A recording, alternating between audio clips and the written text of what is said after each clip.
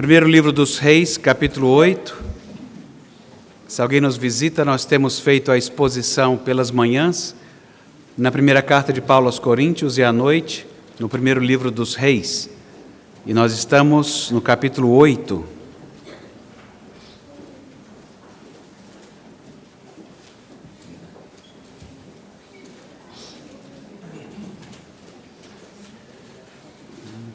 Vão ouvindo com cuidado, tem umas pouquinhas coisas aqui e acolá.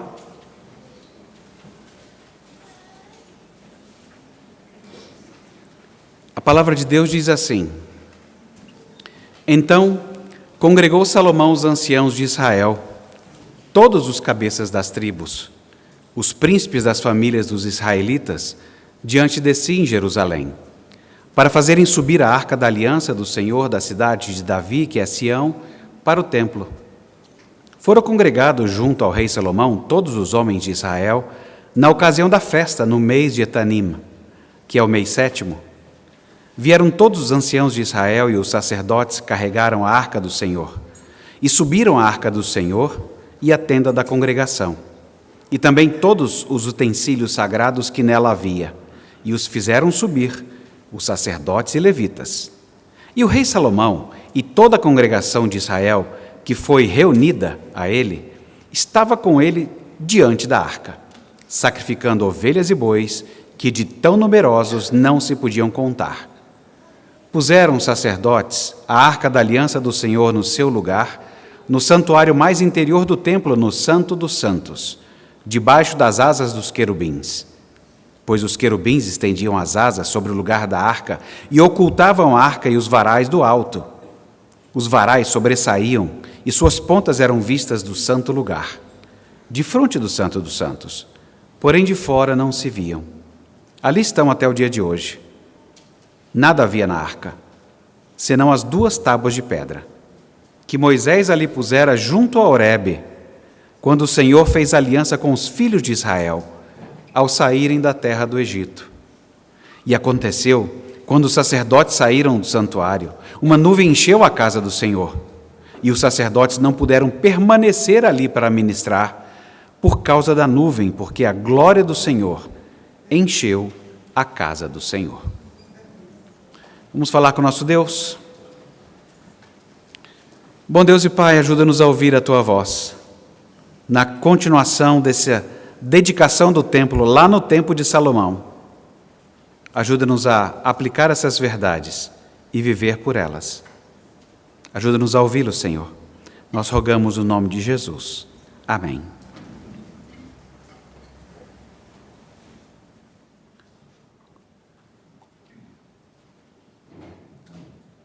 Como a gente sempre pode ser mal entendido, eu vou ler um bom trecho, ou melhor, vou falar um bom trecho, que é uma ironia. É bom avisar, não é? Porque vai que alguém leva a sério, acha que o pastor disse isso, aí a Celine vai lá, faz um recorte e diz que eu disse mesmo. Então, é uma ironia. Então, lá vai o meu obrigado. Obrigado, Montesquieu. Saímos das trevas do poder absoluto. Temos as luzes de um poder tripartido, que dá segurança ao povo. É tão reconfortante saber que há um executivo, um legislativo e um judiciário trabalhando harmoniosamente para o bem da nação. Eu tenho conhecidos na França. Já são 234 anos de igualdade, liberdade e fraternidade. Uma bênção. Que privilégio viver em pleno século XXI, iluminados pelos direitos naturais estabelecidos. Agora que o povo governa, saímos das trevas. Nada conseguimos ver, não é, Kant? Na nossa menoridade. Agora nós temos luzes para explorar as possibilidades de progresso com a nossa própria razão, sem crenças externas. Os avanços científicos são incríveis. Claro, nós ainda não conseguimos nos relacionar. Mas há muitos aplicativos que auxiliam nisso. Eu mesmo cuido de 2 vilas e uma fazenda digitais. Eu não sei, às vezes eu fico sonhando, imaginando que a ciência vai se desenvolver tanto que ela finalmente vai nos contar o que é ser humano. Nós estamos ficando bons em apagar os rastros de humanidade. Para quem sabe, nós chegarmos num tipo de humanidade que seja uma criação somente nossa. Hoje, com esse texto, Deus nos conta o segredo das trevas e da luz, para a gente poder avaliar se essa ironia foi longe demais, se nós estamos iluminados ou nas trevas. Hoje Deus nos conta o segredo das trevas e da luz. E a gente começa assim: Deus ajuntou clareza e mistério. Eu queria tanto ter bolado esse título, mas não fui eu. Esse é o título que o comentarista Ralph Dale sugeriu para esses primeiros versos. Ele se utiliza daquele verso, o que Deus ajuntou não separe o homem, para falar de duas coisas que estão juntas e não podem ser separadas: clareza e mistério. Isso ficou muito bom, mas Dale, a gente vai precisar de mais. Só isso não explica o texto. A gente vai precisar de um terceiro elemento para fazer justiça ao texto, que é a celebração. A ocasião em que tudo aquilo estava acontecendo. O texto fala de uma festa, sem dizer o nome. Diz que é no 7º mês, e ainda assim não revela o nome. Perceberam? De fato, clareza e mistério. Clareza acerca da necessidade de uma festa e, ao mesmo tempo, mistério quanto ao nome da festa. Combina com o texto, porque é o que o texto está fazendo conosco.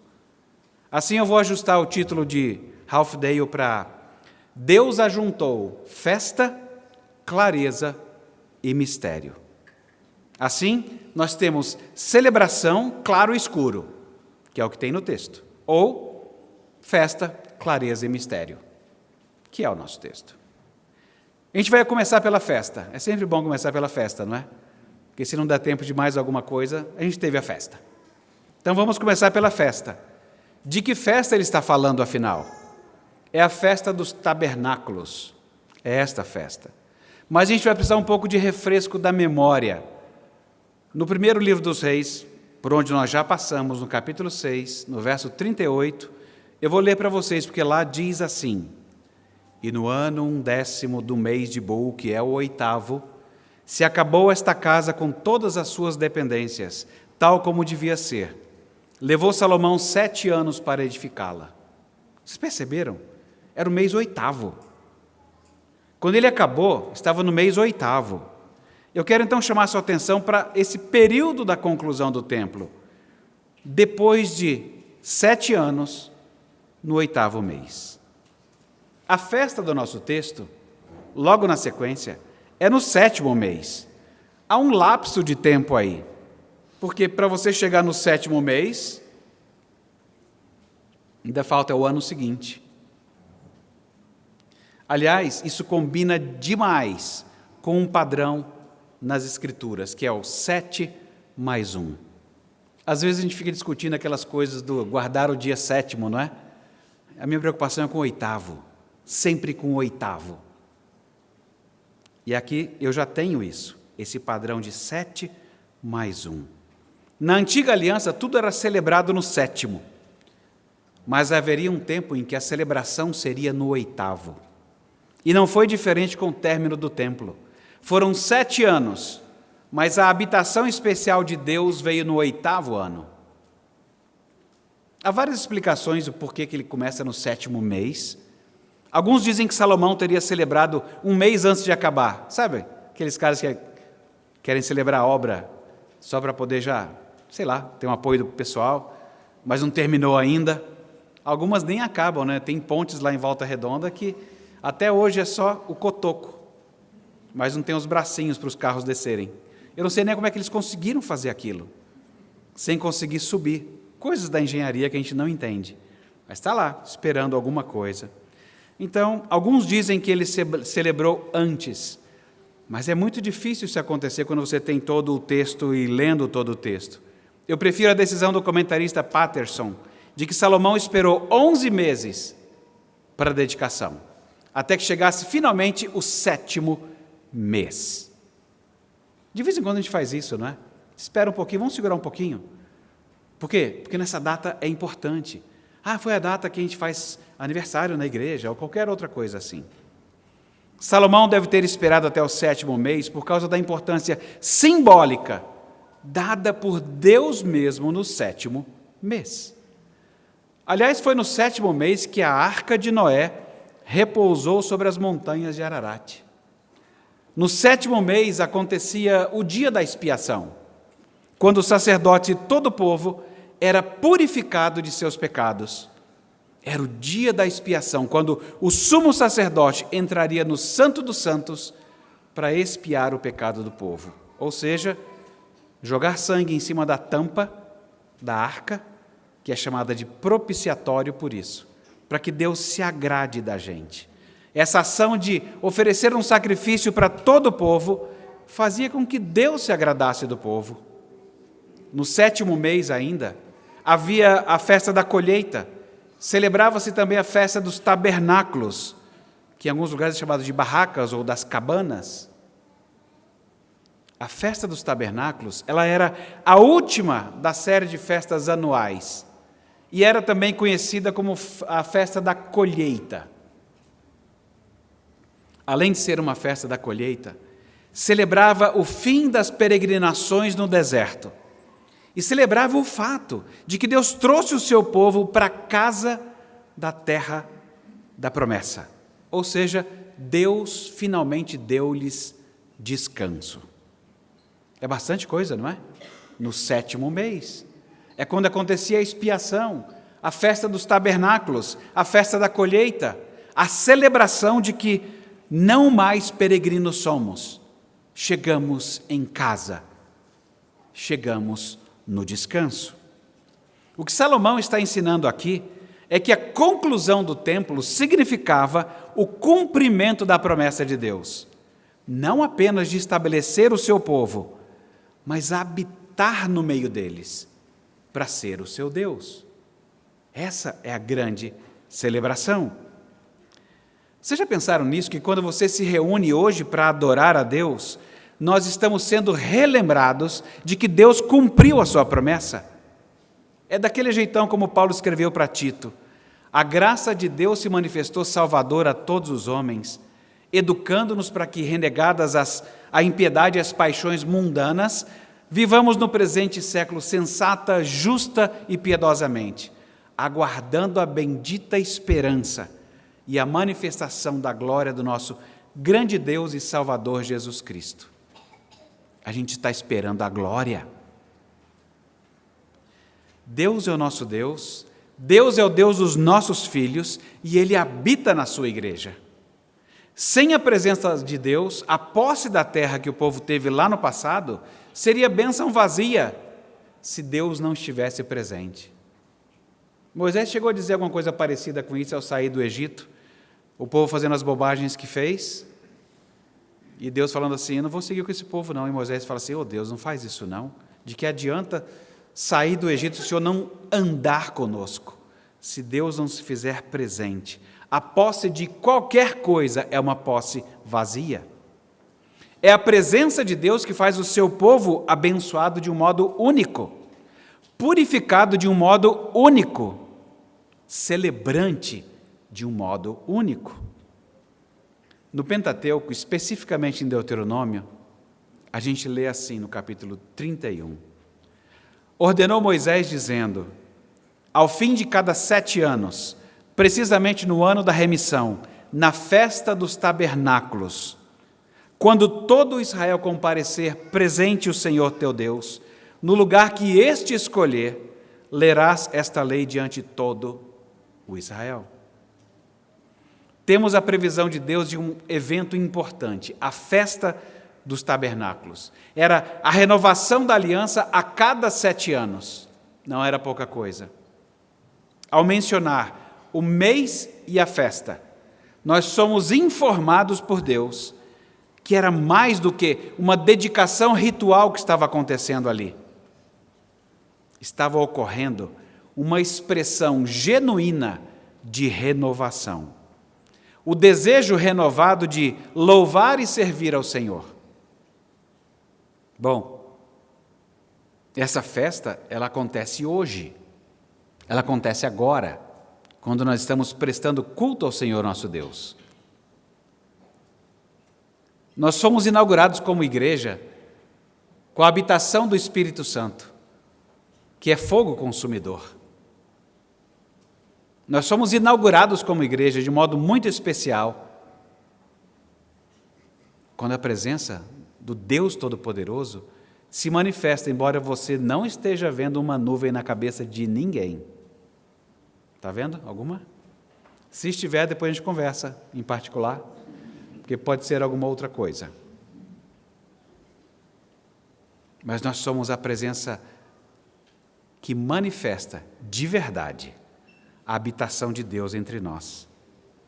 E já que essa festa acontece hoje, e já que aquela festa era uma festa de renovação de votos diante do Senhor, a cada momento de cultuar, aproveite para renovar o seu desejo de louvar e servir a Deus.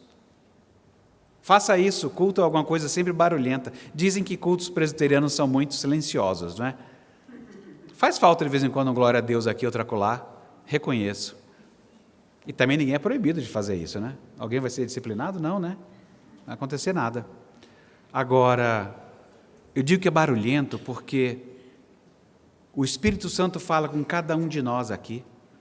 Vocês estão falando com Deus por intermédio do Espírito Santo nesse momento. Se a gente tivesse um sinal de Wi-Fi sendo escrito em cima da cabeça de cada um, a gente veria o tamanho do barulho que é. Está acontecendo uma comunicação muito intensa nessa hora. Eu estou explicando um texto, um instrumento quebrado, mas o Espírito Santo está garantindo que ele seja aplicado de modo adequado aos corações de cada um. E hoje é dia de renovar seu desejo de louvar e servir a Deus. E não é porque é hoje, dia 2, é qualquer culto que você vier. Faça essa renovação, porque é festa. É festa. Bom, quanto à festa, eu espero que vocês façam isso, em qualquer culto. Renove o desejo de servir e louvar o Senhor nosso Deus. E é bom que seja agora semanal a festa, porque a gente, de vez em quando, anda meio cabisbaixo mesmo. A semana amassa a gente. Acontece tanta coisa. Mas você pode chegar e falar, Deus, nesse momento solene, em que o Senhor está presente, nós sabemos que o Senhor está, em que o sacrifício já foi oferecido em meu lugar, eu quero pedir ao Senhor que o Senhor renove do meu coração o desejo de louvar e servir ao Senhor, junto com essa igreja, junto com os meus irmãos. Bom, quanto à festa já dá. Ok. É essa festa. É desse jeito. Era assim que eles se aproximavam. E agora eu quero falar do mistério, da nuvem. O mistério. No verso 10, nós lemos que os sacerdotes saíram depois de colocar a Arca da Aliança no Santo dos Santos, e uma nuvem encheu a casa do Senhor. Os sacerdotes tiveram que adiar o seu serviço por causa disso, porque não dá para enxergar absolutamente nada. No verso 11, o escritor faz uma declaração paralela do verso 10. A glória do Senhor encheu a casa do Senhor. O texto nos informa que a nuvem equivale à sua glória. A nuvem encheu a casa do Senhor, então é a glória do Senhor que encheu a casa. Ocorreu a mesma coisa quando foi a inauguração do tabernáculo, registrado lá em Êxodo 40, a mesmíssima coisa. A nuvem é visível e, portanto, era um sinal da presença de Deus. Entretanto, a mesma nuvem também ocultava. Ninguém veria o Senhor de forma plena, absoluta, no brilho total da sua presença.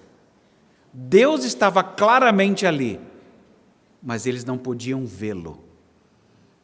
Então a nuvem fala que Deus está presente e ao mesmo tempo oculta Deus de ser visto, porque quem o visse morreria. A nuvem é a glória do Senhor Deus e ao mesmo tempo ela encobre a glória do Senhor Deus. É o tanto de glória que dá para ser manifestado sem que a gente seja consumido por essa glória. Por isso que ela tanto revela quanto oculta. A nuvem e a densa escuridão significam esse certo ocultamento sobre Deus. Há muito que nós não podemos ver e há muito que nós não sabemos sobre Deus. Alguns teólogos do passado pararam bem aqui, na descoberta de um Deus misterioso, um Deus escondido, um Deus que não pode ser conhecido totalmente. Mas eles pararam com a teologia ali, porque isso não é tudo no texto. Nós temos na mesma cena do mistério, nós temos a clareza. E a clareza são as tábuas da lei. O verso 9 é o que mais se destaca na nossa narrativa. O texto vai andando o tempo todo dizendo que todos estavam lá, todos fizeram, sacrificaram, e de repente tem uma mudança de velocidade e tem um zoom. Aquilo que sempre você quis, aquela mosquinha que sabe o que está lá dentro. E ele conta para a gente o que está lá dentro. O verso 9 se destaca na narrativa. Por isso eu deixei ele como terceiro elemento depois de sobrevoar a ocasião da festa e o mistério. É como uma aproximação dramática da câmera. Está tudo sendo descrito numa certa velocidade, a velocidade muda e o zoom acontece. Tudo para e você olha. É a referência que culmina em você enxergar o que está na Arca da Aliança. A arca vem se falando dela o tempo todo, desde a abertura do texto, várias vezes, até a gente chegar aqui. E aí, quando chega aqui, o texto diz: e nada havia na arca, apenas as 2 tábuas de pedra, que Moisés havia colocado ali em Horebe, onde o Senhor fez uma aliança com os filhos de Israel, quando eles saíram da terra do Egito.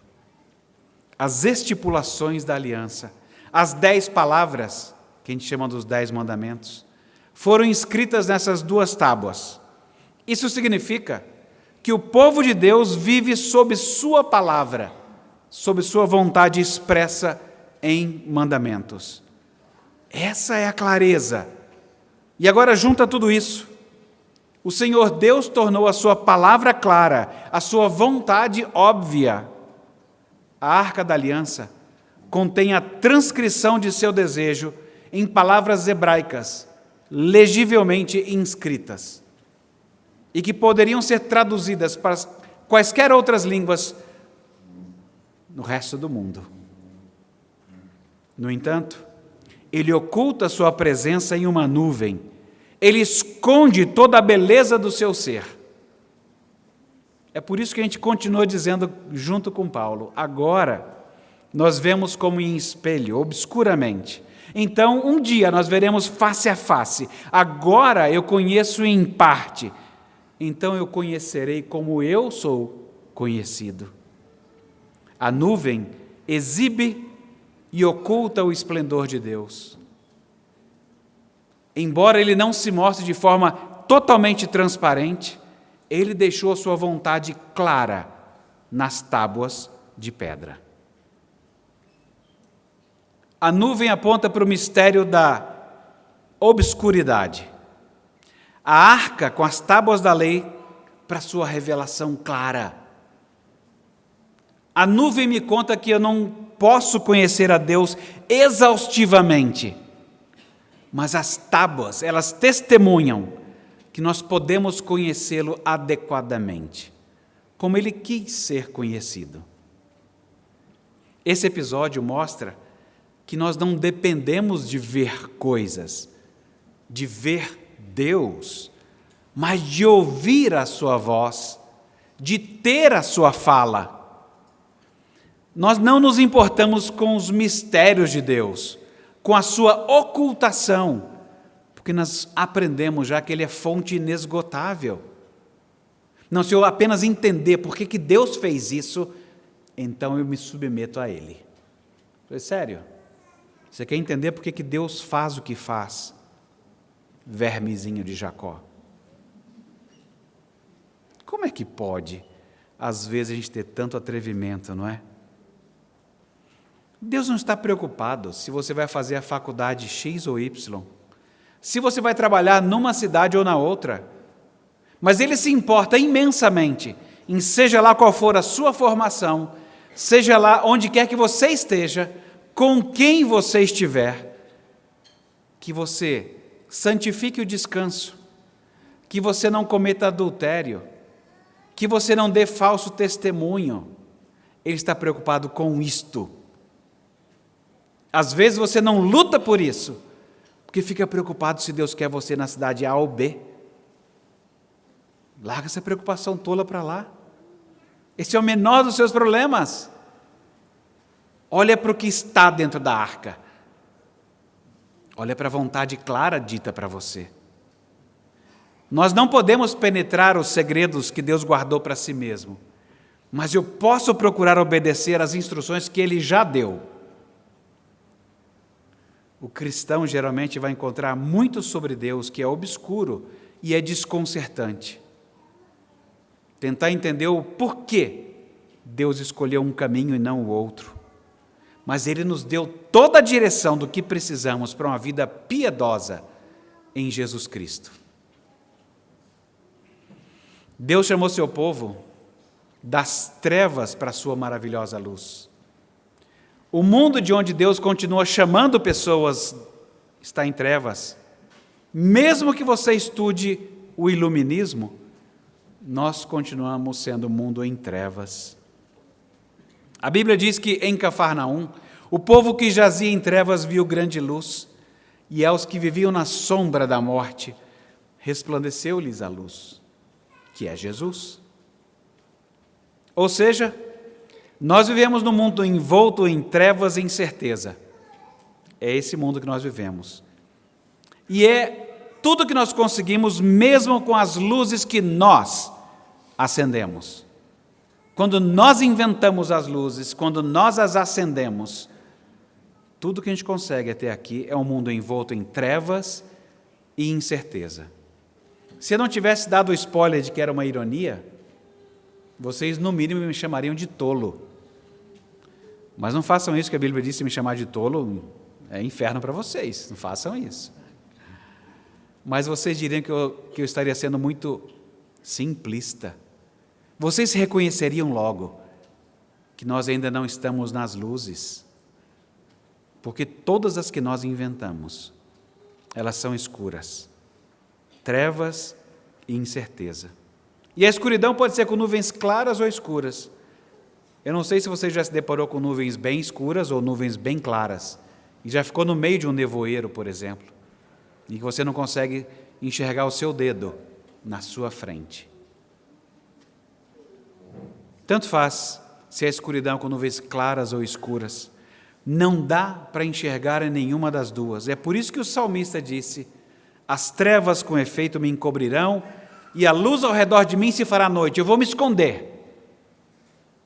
Até as próprias trevas não te serão escuras, Deus.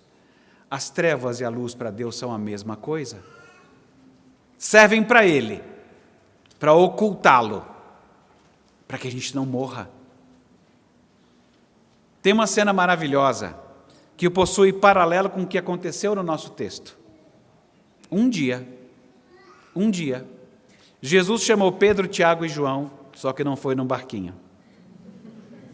Fala Pedro, Tiago e João na hora, né? No barquinho. Mas ele chamou Pedro, Tiago e João e os levou a um monte alto. Ali, Jesus foi transfigurado diante deles. As suas roupas todas ficaram resplandecentes, muito brancas, como nenhum lavadeiro na terra as poderia alvejar. Apareceram Elias e Moisés, e falavam com Jesus. Aí Pedro, nervoso, toma a palavra, porque é difícil, né? Eram mortos, não é? E estão ali agora conversando com Jesus. Que cena é essa? E ele fala: mestre, é bom que nós estejamos aqui. Vamos fazer o seguinte, eu vou fazer 3 tendas, sabe, tabernáculo. Eu vou fazer tendas. Uma será tua, outra para Moisés, outra para Elias. Porque ele não sabia o que dizer, porque ele estava morrendo de medo. Que cena, a cena da glória de Deus não nos deixa em paz. A cena da glória de Deus nos dá medo. E vem uma nuvem e envolve a todos. E ouve-se uma voz que dizia: este é meu filho amado, a ele ouvi. A nuvem. De relance, olhando ao redor, a ninguém mais viram com eles, senão a Jesus. Se você tiver Jesus Cristo, a palavra encarnada de Deus, você tem tudo o que você precisa. E você será lembrado disso ao ler a sua palavra escrita. Nem os sinais do período de Moisés, nem os sinais dos tempos de Elias e Eliseu, apenas Cristo, a única luz capaz de dar luz ao iluminismo e aos nossos corações. Nós ainda estamos caminhando para aquele dia, e que não haverá mais o pátio externo, o lugar santo e o santo dos santos. Nós estamos caminhando para aquele dia em que tudo será santo dos santos, e o santo dos santos vai cobrir a criação inteira.